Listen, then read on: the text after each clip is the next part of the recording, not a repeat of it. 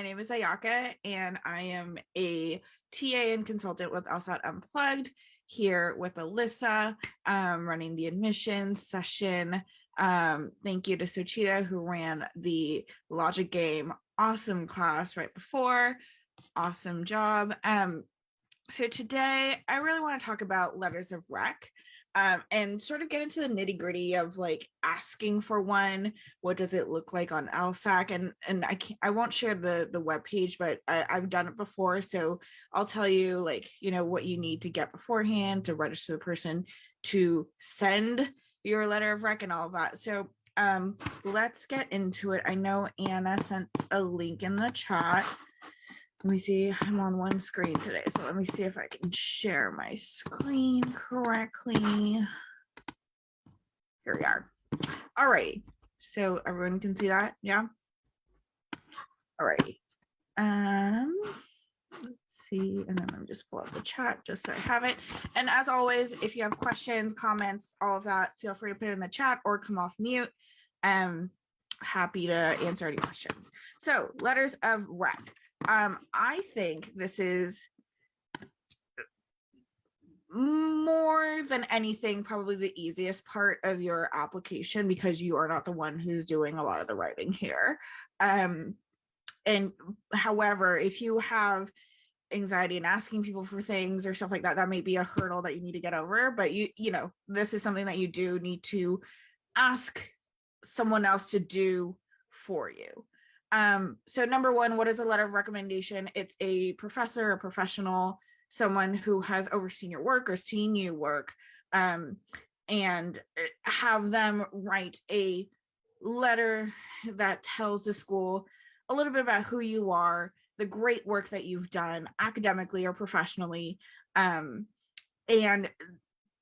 these can be, these can touch on characters about you, but they're not character letters. So don't ask your friend to write one for you. Do not ask your family friend who is a lawyer to ask or to write one for you. These are really professional and academic letters of recommendation, so you really want to, and so be careful about who you ask, but we'll get into that a little bit here in a second.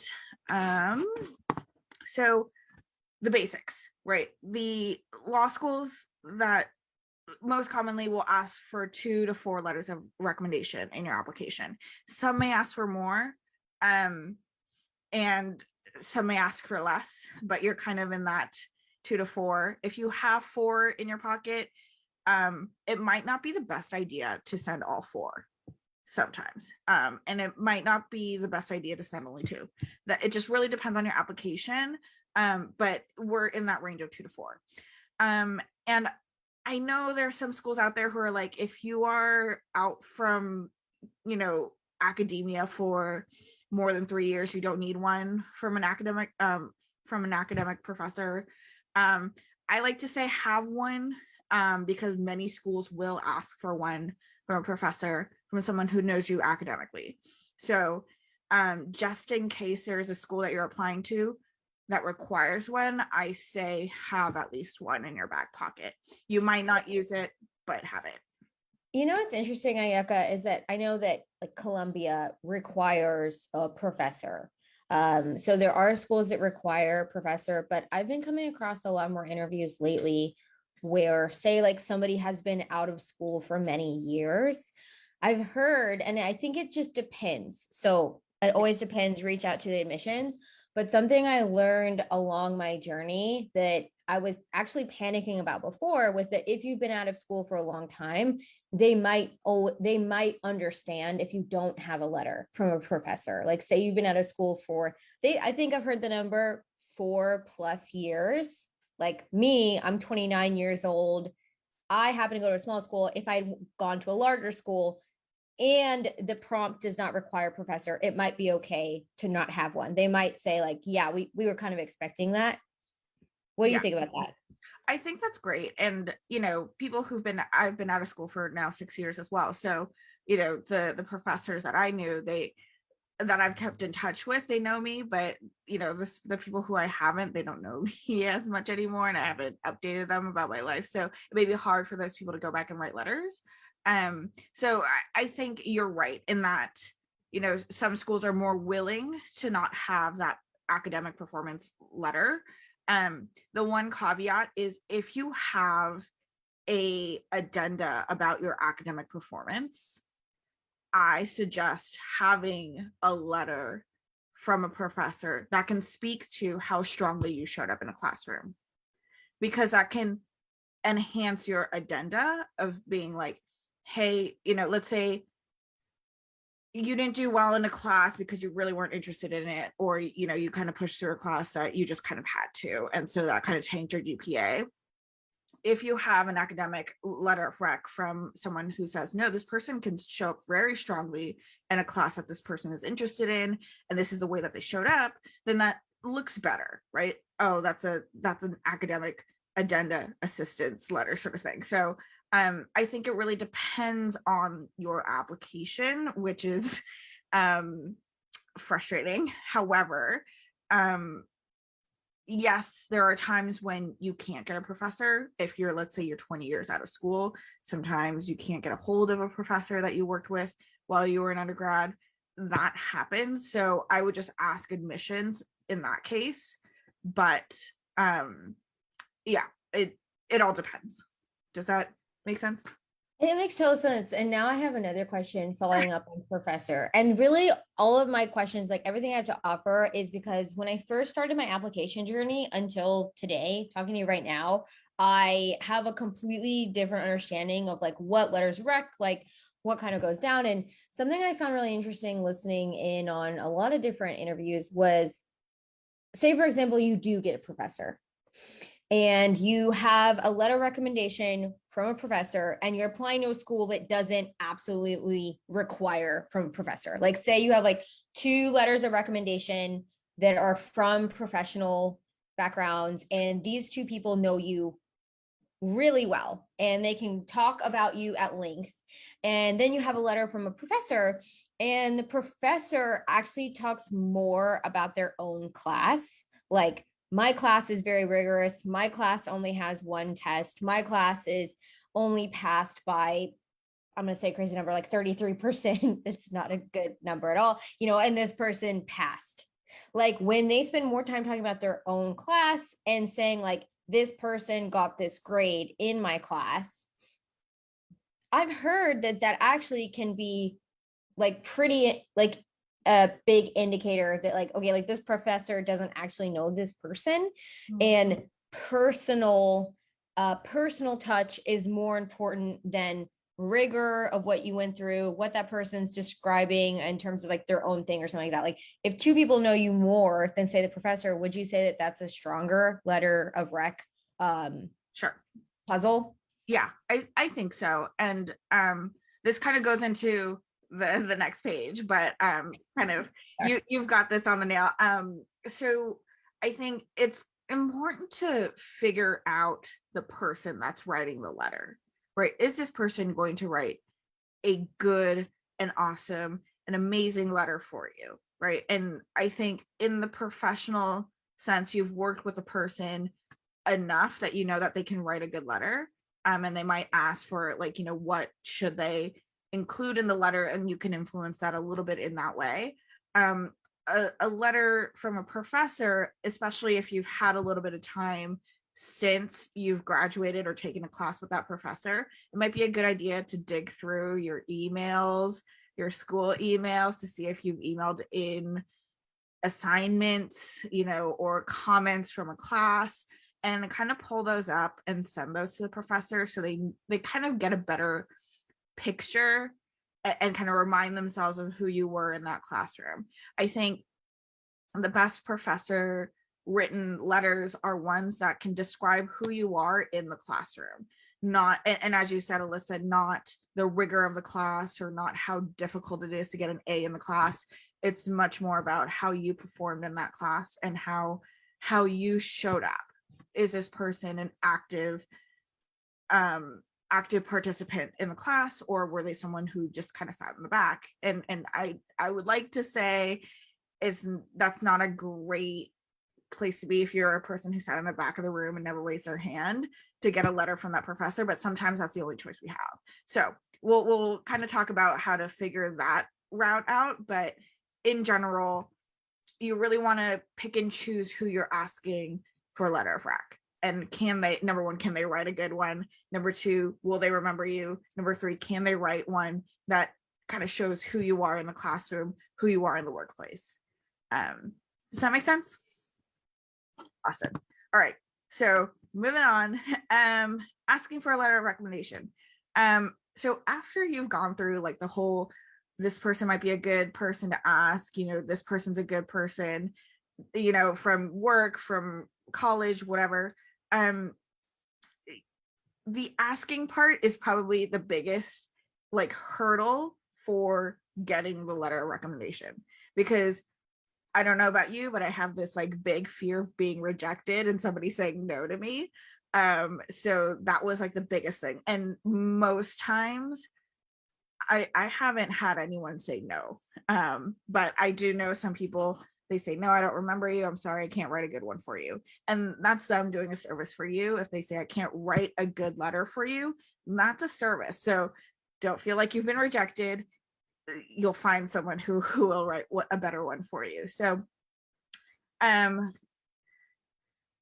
first off, be clear in what the letter is for. You know, you're going to law school, and you would like to have them write a letter of recommendation for you. Give examples of what you want the recommender to include, like if it's character, if it's work ethic, if it's, you know, a project that you've done, etc. Give a deadline, give a very clear deadline, and don't make it the same deadline as the day that you want to apply, right? Because things can go wrong. People are busy. They can ask for an extra day. So don't cut it too close to when you're applying. And then explain the LSAC process. This one's a little tricky. And this one was one where I had to kind of go in and dig into LSAC a little bit to figure out what the process was. So essentially you register the person into your LSAC application, and you'll put their name, their contact information, their email, and I think they were like the title that you want to give their letter of recommendation. And once that's done, the LSAC system will send an email to the recommender, who then uploads the letter into the system. So you do want to explain that, and check in once you've done that process. Just give it a couple days and check in with your recommender to see if they actually got that email. Because many times once you send that email, you know, people will see it and then life goes on, right? And maybe it's a couple weeks before they are ready to upload a letter into the system. And so they'll forget that they've gotten the email. They forget where they put it. They can't find it in their inbox. So, you know, check in, see if they got it, give them a couple weeks. You know, I'm sure you'll be writing back and forth with the person. And, you know, once they're like, hey, I feel like I'm ready to send in a letter, check in and say, hey, are you able to find that LSAC email? I can always refire. And there's always a way to refire that email from the LSAC portal. And then lastly, you want to get the recommenders, you know, preferred name, title, contact information. You need to put that into the LSAC system. So make sure you have that. That's the basic that you need for asking for a letter of recommendation. There are people out there, especially professors, who are like, show me assignments, show me which classes you've taken with me. My professor that I've asked for a letter of recommendation, I've taken 7 classes with this guy. So I wrote every single one. I wrote like the most impactful projects, you know, what grade I got, all of that. So really give as much information as possible, and, you know, so that they can use that as a starting off point of remembering who you are, remembering how you showed up in the class, and then write that great letter of recommendation that you want. Optional things that you can include. I didn't do this, but a copy of your personal statement. If you are one of those people who have, you know, everything ready and all you need is a letter of recommendation, include that personal statement. it, it could tell the story of who you are, and they can maybe tap into that personal statement a little bit and write that recommendation letter so that's a cohesive application. It's not necessary. I don't see too many people doing it because not a lot of people have their personal statement ready as early as when they need to start asking for a letter of recommendation. And then other optional reference material. That's not just for academics. You also want it for, if you're asking for work recommendations. I went back, I think 4 years, and asked my boss from 4 years ago to write a letter of recommendation. And he was like, well, that's fine. I can totally do that. Remind me, some of the projects that we did together. And he was like, oh yeah, I remember doing that with you. So sometimes people just really need to jog their memory. And, I was like, oh yeah, I was on this like project around RSUs for the company, and we did tax stuff and stuff in America. And he was like, oh yeah, I totally remember now. So really just give them a lot of information. So that they can write that letter in a more meaningful way. And I think, Alyssa, you and I really talk about this in personal statements, but we don't want to be in like the high level, like this person's great, blah, blah, blah. Like you want the more impactful stories and concrete examples to come in so that it's not a highfalutin, this person's just great and we think this person will be a good lawyer. Like, you just made me think of something, Ayaka, that I've never really thought of it in this way. But like when you said like the high level, like I just got an image in my mind of like, this person's great, they got this grade, or like this person's fantastic to work with. Like instead of like high, airy kind of statements, like ground level, like get us on the ground with you. Like what did they do? How did they respond to stress?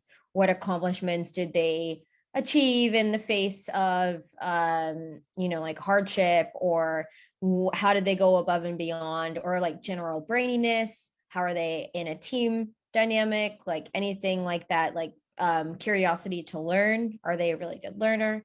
That's all. But I'm going to actually hijack and now like switch gears and like actually mention something else that I've been thinking about a lot in terms of having, which is optional. So you have the personal statement and like examples, like this is what I did. But something that's been helpful lately in asking for people to do things for me is having like a pitch for myself, like an elevator line, a pitch of why I am going to law school. And in perfecting that, in practicing that, my application is shifting into a more focused, like well-rounded application, because I sort of have an idea of myself and I'm able to articulate myself. And also it helps in case you ever, if a school you're applying to does an interview, you've totally got that. Tell me about yourself, or like, why do you want to go to law school question down. So it really can't hurt to have like an elevator line or like a pitch, just like a 3-part. And I know we were just talking about this, but like when asking for a letter of recommendation to go to law school, you could potentially say like, I'm asking for a letter of recommendation to go to law school. This is why I want to go, and have like 2 sentences, 3 sentences that really land why it's important. Is it necessary? Absolutely not. But it sort of like lights a fire under the person who could be writing it for you to like be on board with you and like see that you're focused and like see your vision, maybe potentially like you just look a little bit more organized. Sure. And I love that. And I think that conversation can happen at differing times. So I have to say, the people that I've asked for letters of recommendation, they know. I've told them over and over again over the years that I'm like, I want to go to law school, and all this. And I, I remember I emailed my professor and I was like, now is the time. Like, you get to write this letter that you've been wanting to write for years now. So, that elevator pitch, great. And I think that's something useful to have if you're having that first conversation of like, hey, I want to go to law school and I would love to ask you for a letter of recommendation. I've asked that question. I've asked for a letter of recommendation 6 years ago from this professor. And every year I go and see him, not just, to ask for the letter, but just to keep that connection going and saying, hey, like, this is what my life is like. I don't think I'm ready to go to law school yet, but when I am, please do write a letter and keep that connection going. And, it's always make an appointment with him and then, see him and go get coffee and all that. So, that's really important to do. And I think give that elevator pitch throughout that time that you're asking for that letter of recommendation. So Cheetah, I think that's where you and I differ, right? Because I had an entire career that had nothing to do with law school. And a lot of applicants have that. So that's a lot of people and I hear it all the time too, like people go through undergrad not planning on law school. Like maybe people are not talking about law school and like maybe they realize it's for them. And so I think that's definitely where having that elevator pitch, I would almost say if you have a career that you maybe haven't been saying that whole time, then the elevator pitch definitely even more necessary. Like definitely bring that to the table when you're asking for a letter of rec. Yeah, absolutely. Absolutely. I agree. So Cheetah, I see your hand up. A question? No, not a question, just a comment. On Alyssa's point earlier too about like pitch, elevator pitch, and having that, like, you have helped me so much with like the drafting email. And like, and now that you mentioned and Ayaka, you also mentioned elevator pitch, like it could be like telling, asking your recommender through email, like why you want to go to law school. And if you ask for that Zoom meeting, right, during COVID, you can't meet in person. So even save that elevator pitch for the Zoom call. And then like you also brought up a great point, Ayaka, like meeting them often to kind of connect. Fun fact, like during the pandemic, the one professor that has given me my letter of recommendation, we would have a Zoom call where we just casual talk. And that's how we were able to like connect. And we literally would talk about the most random things, but also economics, because always, he's an economics professor, economics major. But anyway, just kind of keep that connection. And I mean, hopefully things are opening now, and I mean, more vaccination and stuff, maybe in person or still in Zoom, but that's really, really helpful. The elevator pitch and just keeping the connection. So I'm going to keep that in mind. I do mine. Yeah. And I think it's important to, if you haven't, I met my professor once a year because I was living abroad. So whenever I was here and on vacation or, I had a work trip or something like that, I would make time to see him. But make sure you get an appointment. I know when I went to go see the professor and I made an appointment, he was like, oh yeah, there's another guy who asked for a meeting, but he never made an appointment. So I'm not, I'm not inclined to make the time for him. He needs to find the time with me. People are busy, and it's also common courtesy to ask for the time. And if you have more time with the person to connect, that's all the better. But yeah, it's professional courtesy there. So I think it's great, so Cheetah, that you were able to cultivate a relationship where you can check in and kind of talk about not just the letter but also beyond and about your life and all that, which is awesome. Professional letters as well, you really want to connect with a person who's going to write a great letter for you, and also you have to formally ask them as well. Don't just be like, hey, write a letter for me, I'm going to law school, bye. Like that's not really what you want to be doing. Alyssa, I see your hand up. I have a hand up because I'm so interested in this conversation in terms of like, it seems to me like right now, like because there's only like us right now in this room, but there's like the Ayakas of the world who have been wanting to go to law school for a really long time, who were working abroad and they made appointments to see a professor like once a year and maybe are used to those sorts of like connections and that cadence. And then there's sort of like the me's of the world who I'm not visiting I happen to be someone who is like a professional artist. So I was like traveling all the time and not making it back to where my school was. I'm not visiting my professors once a year. I didn't know I was going to law school. That connection is not happening whatsoever. But something I wanted to ask is that I didn't know. I hope like somebody listening to this is the same as me, but I had no idea. Excuse me, my voice just cracked, that I could even talk to professors. And I know that that sounds crazy, but I was raised raised in a violent home that basically taught me not to speak to authority figures, because if I spoke to authority figures, then like they would find out what was like happening at home. So like when you're raised in domestic violence or like domestically abusive situations like me, you're not talking to authority figures, and professors fall into that.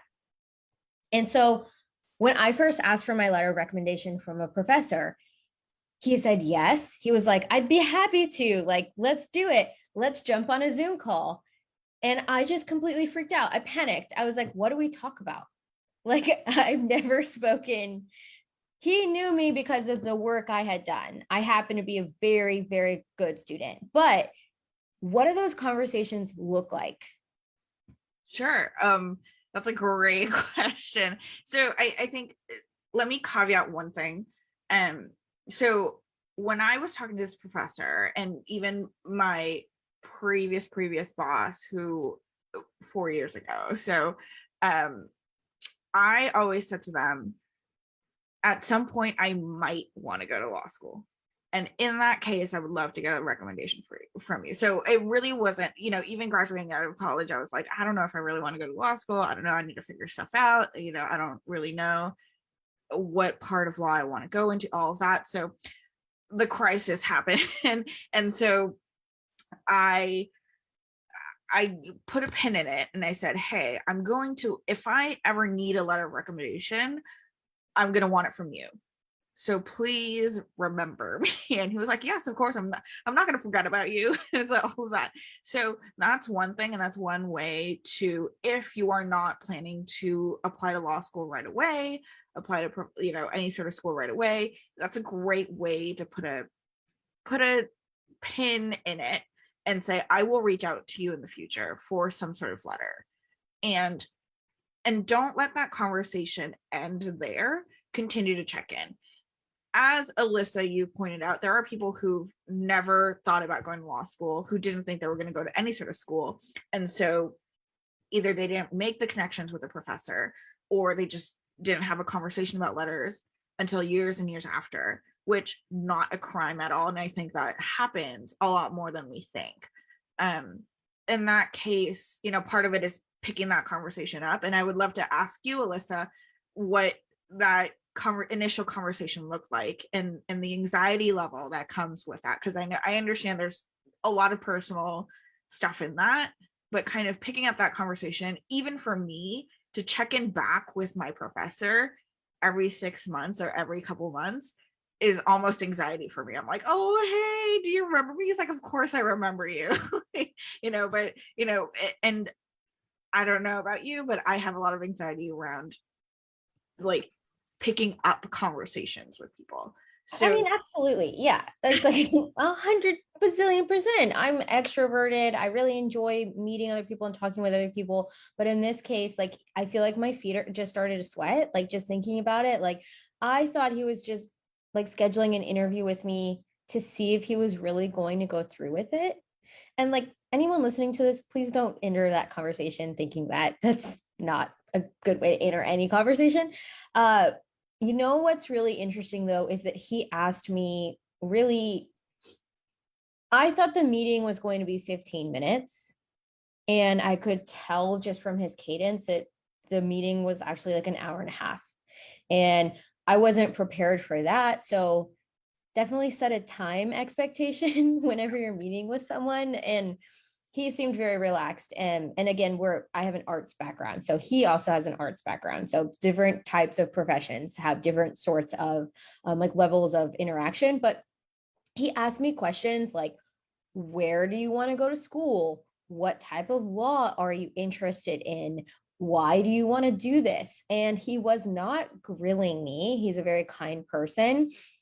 But those are sorts of questions that I would absolutely, that's why I keep bringing in having the elevator pitch, because there's the Ayakas of the world who have all those questions answered. And then there's other people and other applicants where you know that it's a good fit for you. You know that you want to go to law school, but articulating those questions, maybe you haven't been thinking about them for 10 years.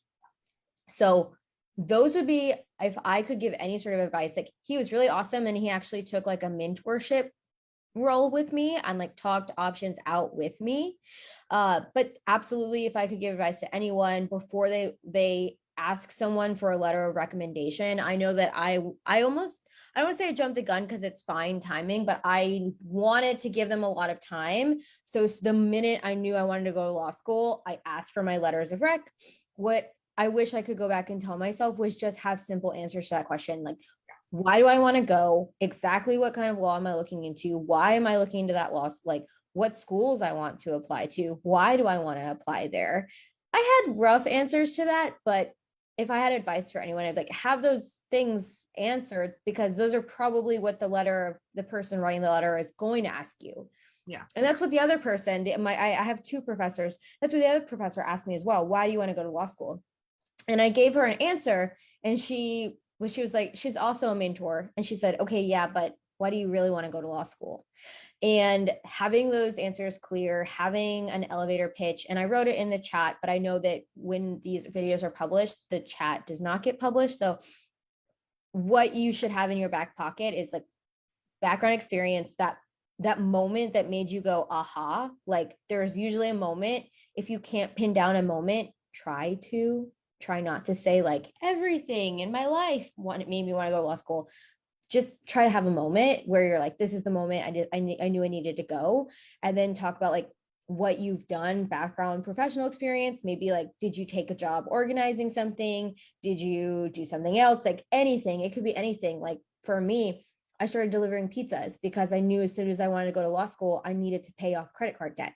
Like, any action that I took to help me get to the place that shows that I'm really serious about this and why you feel law education would benefit your future goals. So what's your aha moment? What have you done and what are you doing to get you there? And why do you need a law school education to like, what goals do you have? Why do you need that law school? If you can articulate those three things, then it's time for like you to ask someone to write a letter for you.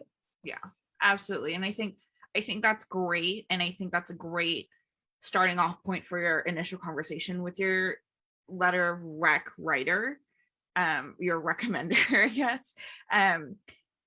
And to be honest, I think this is totally valid, and I love this, and I wish I had this when I first asked for my letter of rec. I don't think any of my recommenders asked. Like they just knew that I wanted to go to law school. So it really, this is an example of like, it really depends on the applicant, right? In your application. I've said this for now 6 years. I'm like, I think I want to go to law school. I don't know, but I think I do. You're going to be a recommender in that case, and they know it. And, it's been years of conversation. So they know me. I don't need to explicitly tell them. Yes, but you want to, as Alyssa said in the chat, you want to be prepared if they ask. But yes, all of that. And I think that can also be in your initial email if you ask. I've emailed 2 people out of the 3 recommenders I have. 2 people I emailed and said, these are the things I'm looking for in a letter. Is this something that you can do? And kind of wrote in, all these things that, I've done during my time at the job. All of that. The professor had a form he had, and he was like, you need to ask me 8 weeks out and then check in with me 3 weeks out. And I was like, all right, he has a process. So, there's people who are really used to writing letters of rec, and there's people who are not used to writing letters of rec. So, be flexible in that way. As Alyssa says, be ready to answer the why law school, what led you to that moment.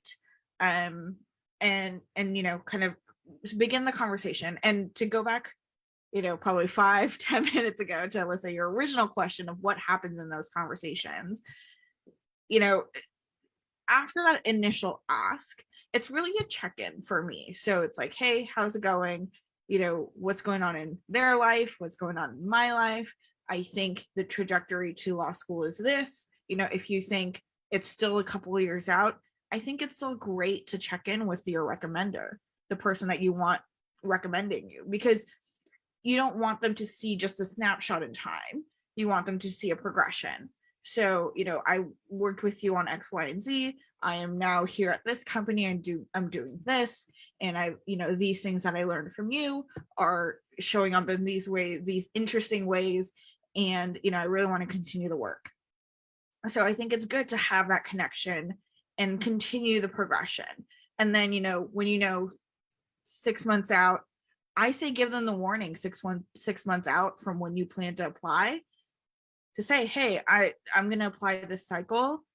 I will give you more details, but this is the day that I would like to apply. Are you able to write a letter this year? You want to know something else about the 6 months? Sorry, I'm just like, no, go ahead. Had like chatty vitamins or something. You and I have talked about this before, Ayaka, where the 6 months out, if you're thinking I'm going to apply,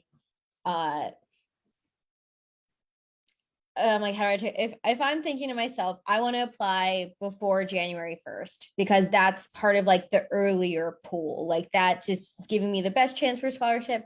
And I'm thinking, okay, 6 months out, and I'm going to get my application in before January 1st. And I write to my recommenders, like say June, I want to get this in. If you are asking for a professor, both of the professors that I asked both of them were like, great, I'm going to get that done during winter break. So they saw the winter break as an opportunity to like finish up all of their duties and then focus on the letter of recommendation. So also keep that in mind. I'm not saying that that's how that would be illogical, right? If I said that that's how every professor is going to respond. But if you're thinking to yourself that you want to apply in the spring, I would recommend that you write to your professors in November or December, and not January 1st, because then January 1st, they are starting their new cycle if they are on a semester basis. And then they have to take care of your letter within that cycle. So I don't know, just think about the winter break and how maybe they're the kind of person that wants to write it over Thanksgiving. Maybe they're the kind of person, American Thanksgiving. Maybe they're the kind of person that wants to write it over a winter break. So take the cycles of school into consideration if you're asking a professor. Not a big deal, but just my 2 cents. Yeah, and so Chita, I see your question about asking them to resubmit. I think if they date their letters, you are going to want them to resubmit. I know my professor, he wrote a letter, and it starts with, because he asks people to start the letter for you, like just the first line to say, my name is blah, blah, I'm writing a recommendation for this person for the 2020 cycle or something like that. And so you have to do the ask to change that. But beyond that, I think you can just say, hey, I pushed out my application for X, Y, and Z reason. Are you able to resubmit with an updated date? No need to change the content unless there's something that you really want changed. But I can't see into my letter. I've checked that whole, like, I won't look at the letter thing. So I don't know what it says, but I've sent the email to all my recommenders to say, like, hey, I've pushed out my application. If you've dated it in any sort of way, can you please update to the current date? And there's usually no pushback on that. So yeah, it shouldn't be a problem. I don't think. Yeah. So that's really the meat of today's, and thank you, Suchita and Alyssa, for kind of really actively participating here. I loved all the input and questions. Really just be very careful about choosing who you're getting the letter from. If you are still in school and don't know if you want to apply right away, keep those connections going. And be able to kind of set yourself up for success and being able to pick that conversation up with a professor, advisor, whatever. And I love the elevator pitch from Alyssa. Have those answers in your head before going into a conversation, because they may very well ask. Yeah, so and you can find the actual instructions to how to get a letter of rec submitted in LSAC. So, I'm not going to go into detail here, but the instructions are there. So please take a look. Yeah. I have another, it sounds like you're wrapping up, but something that happened to me, and I just want to like, if anybody else is listening to this, like kind of just like cover bases that at least happened to me, an individual, because surely they're going to happen to someone else. So I'm not LSAC, so call LSAC for all these details, but say like, what's the difference between if you have someone and they say, what school do I write it to? And you might say, oh, I'm going to submit the one letter to all of the schools that I'm applying to, which is possible. And that person's going to address it to whom it may concern, just to all schools. And it goes into a portal to all schools. I happen to have someone writing a recommendation letter that said, no, this is too important. I want to address it to every single individual school you're applying to. And that's doable. You just have to make sure that they're on board, because you as the applicant don't have control over what portal it gets sent to. They have to match it to the exact portal to that school. So you have to make sure that they are aware of that process, just as you've said, Ayaka. But this is what I really want to point, and I want to give this advice to anyone, because a woman from LSAC that worked for LSAC gave it to me. And that's just make sure that if somebody is writing to each individual school and they want to, ask them to also write a letter that is to all school, a generalized letter. That way, at the last minute, if you decide that you're going to apply to another school, maybe a safety school, maybe a reach school, you're not stuck with the list of schools that they wrote to, and make sure you articulate that's the reason. If they want to do it to every school, just say, yeah, sure, that's great. Make sure they understand the extra lift involved with that. And then also ask them at the end of the day, always ask anyone for a generalized letter to all schools, just in case you just never know. You might go to apply to a school that you weren't thinking of last minute. That's great advice. And I think, I mean, the other part to that is not everyone knows the list of schools they're applying to as they've asked for the letter of rec. As I said, I think 6 months out is a great point to start asking. And at that point, I mean, I still don't know the list of schools I'm applying to. I'm still researching.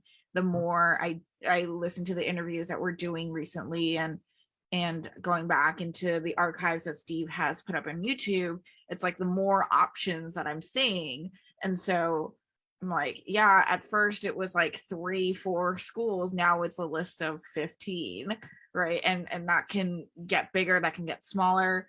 And so Suchita put a great point in the chat, is like, you have to respect people's time, right? And it's really hard to be like, oh, I was going to apply to these 15 schools. Actually, no, I'm going to apply to 10. I'm going to actually apply to 20. Like, kind of doing that back and forth. It's a little, from a professional standpoint, I've been working for 6 years, and, people here, Alyssa, Suchita, you guys know, it's a little ridiculous if you're going back and forth on an ask. The ask needs to be clear in the beginning, and it's okay for things to change, but just, it's, you want to keep it flexible. So I do love the idea of having a general letter.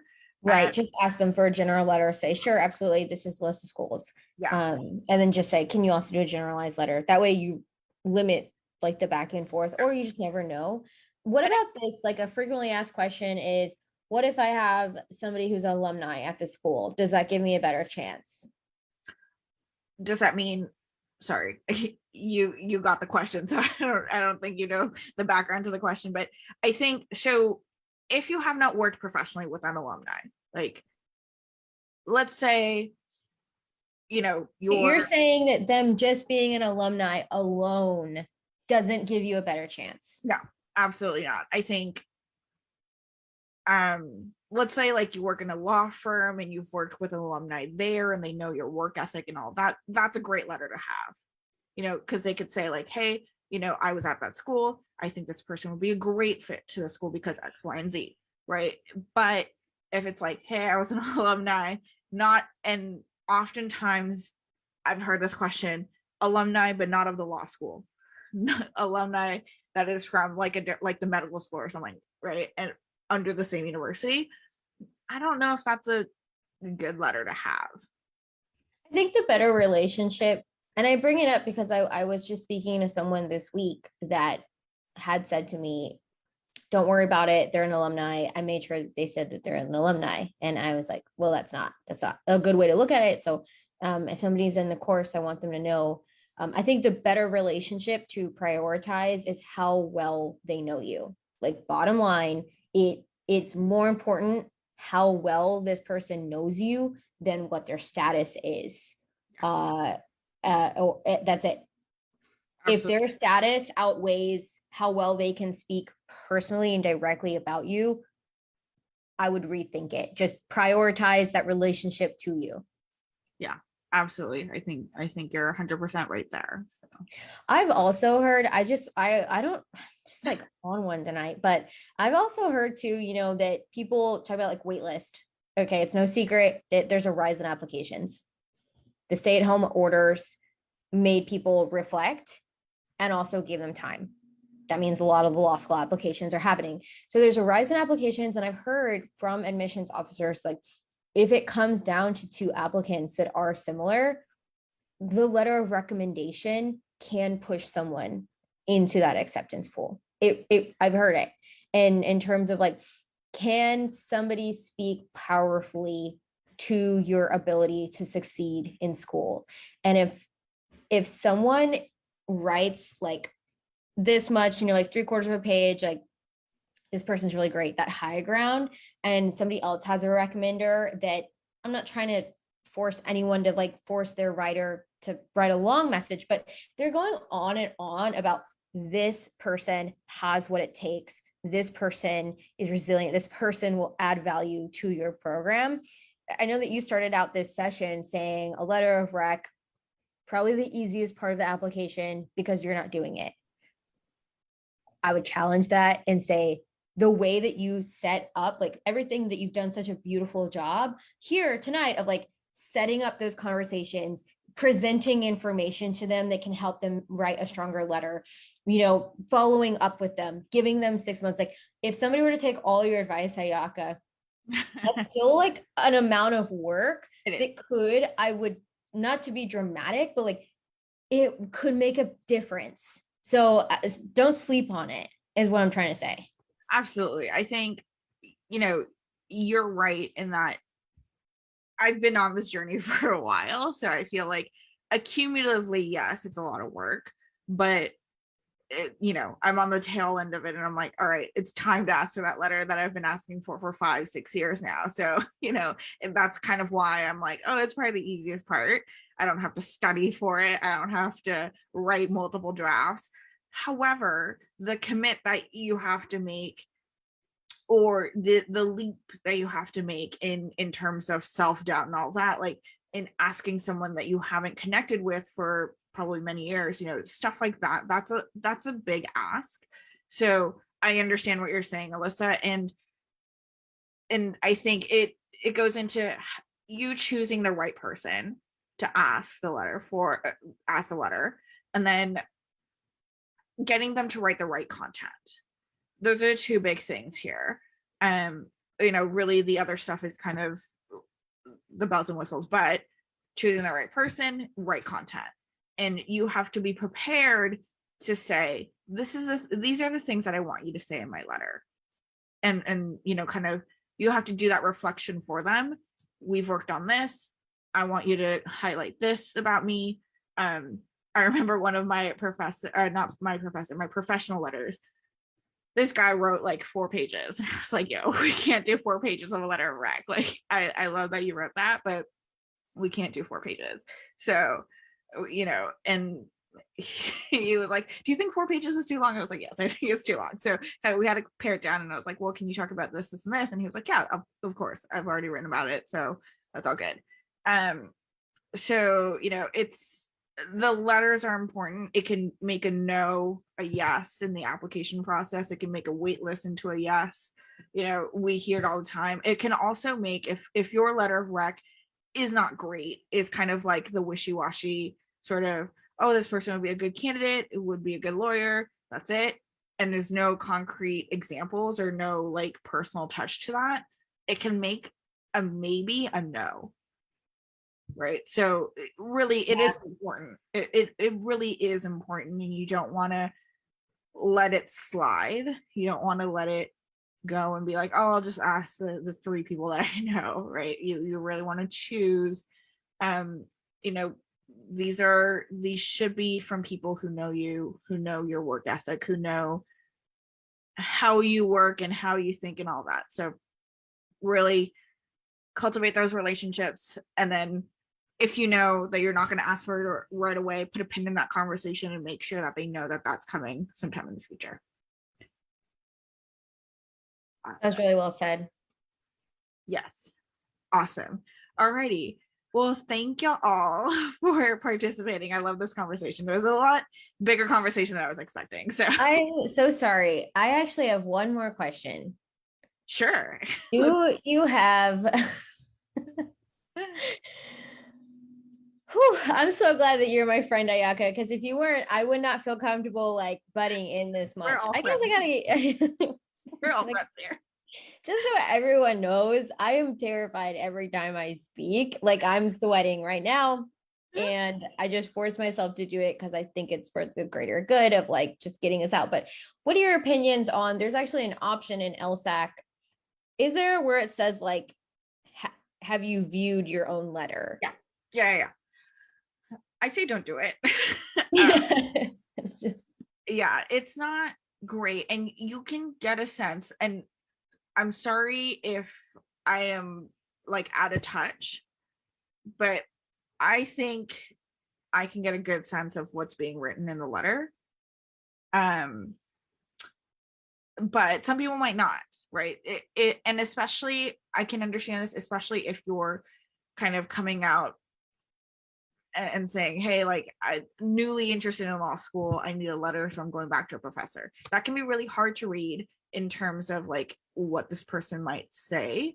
But I think that's something that you need to have a conversation, not just once, not just twice, but a couple times with the person, and saying, hey, are you able to write a powerful letter for me?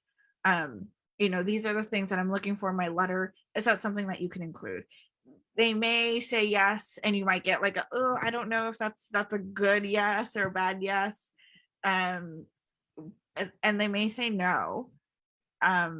So kind of take that as you will. But by the time the person is actually writing the letter, I hope you have a good sense of what they're going to write. And you should have a good sense of what they're going to write and how that's going to come off.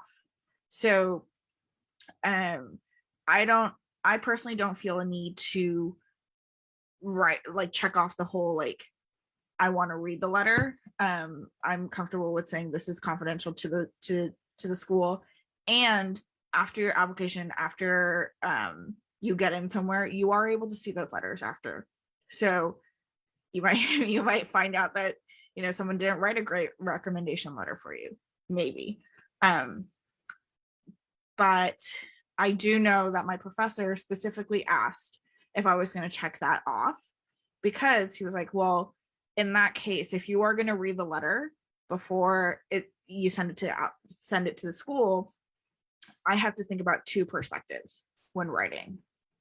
And I was like, no, don't worry about it, I'm not going to look at it. And he was like, okay, great. So that's not him saying, well, if you're going to look at it, I'm not going to feel comfortable writing writing something about you. It's more, he's saying, he wants it to come off in a certain way, and he doesn't have to think about my perspective as well as the school's perspective, so he can write more powerfully.